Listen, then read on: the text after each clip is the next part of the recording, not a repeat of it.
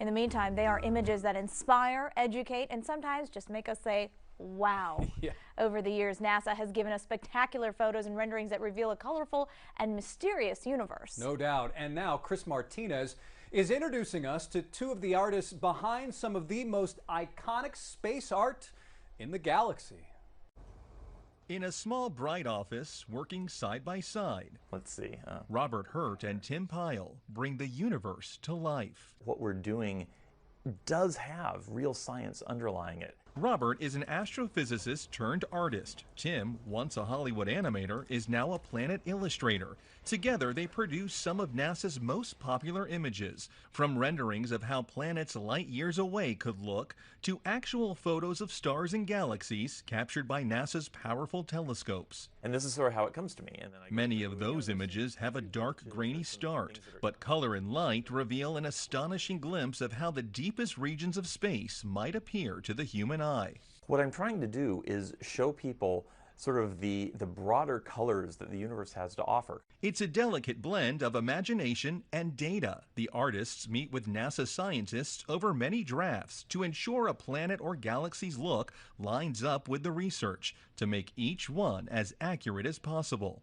I love the challenge. It's kind of like a puzzle to me of trying to create something that looks really cool within the restrictions that were given by the scientists. It can take days, even weeks, to produce just a single image. The dazzling final results, enough to keep us all dreaming of the final frontier for years to come. Chris Martinez, CBS News, Pasadena, California.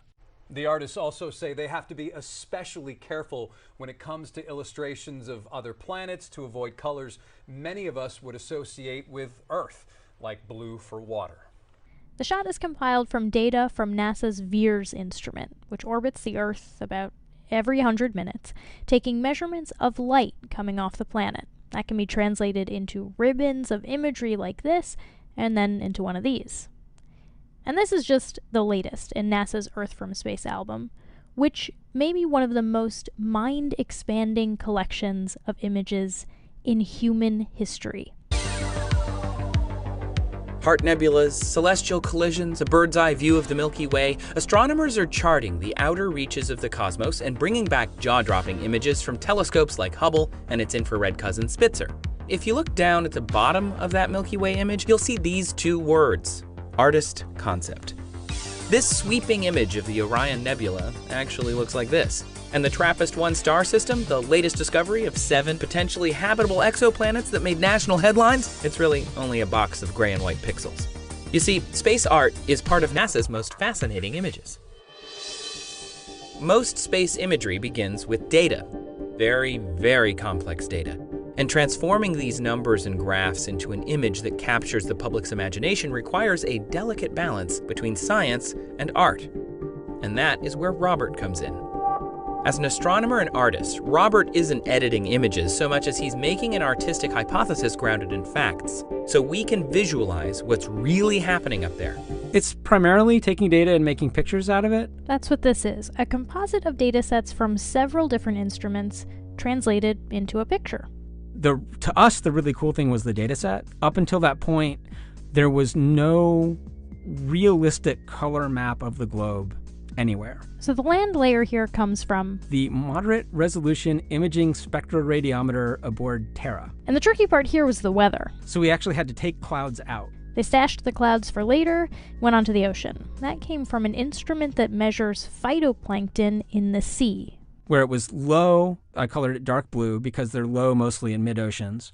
And then where it was a little bit higher, it was like a little bit brighter green. Then add the clouds back in. There's a small problem with it because there's a very slight gap in between each orbit. So some of those are painted on. It is photoshopped, but it's has to be. Then there was another layer to sort of simulate the atmosphere. And then there's this little bright spot. It's called the specular highlight. So it's the reflection of sunlight off of water. Those are the pieces, but you can't just slap them all together. It just didn't look realistic. It looks kind of flat, or the clouds are sort of too see-through. So I just hit Command Z a lot. There's artistry to creating the world. What I imagine it to be. Unfortunately, I'm not an astronaut. I've never been to space. But I've looked at these images over and over again. Robert takes the scientific limitations seriously because the wrong color could be very misleading. Rendering an exoplanet with bright green continents would be kind of crossing a line for us. We don't want to say, hey, we found life on this planet, and showing green really would communicate that. It's enough to show some evidence of water. In fact, a lot of times we've made special efforts to make the water not look super appealing, not like this tropical deep blue appearance, because you would think that complete accuracy would be the goal when you're doing astronomical illustrations, but it isn't always the case. The primary goal is communication and understanding. Having a visual response to technical triumphs was something NASA latched onto early on. For over 50 years, NASA worked closely with artists and creative leaders like Walt Disney and Norman Rockwell to help shape the stories of spaceflight. It's the same legacy today, just with more advanced scientific understanding and better tools to imagine what far-off worlds might look like if we could visit them.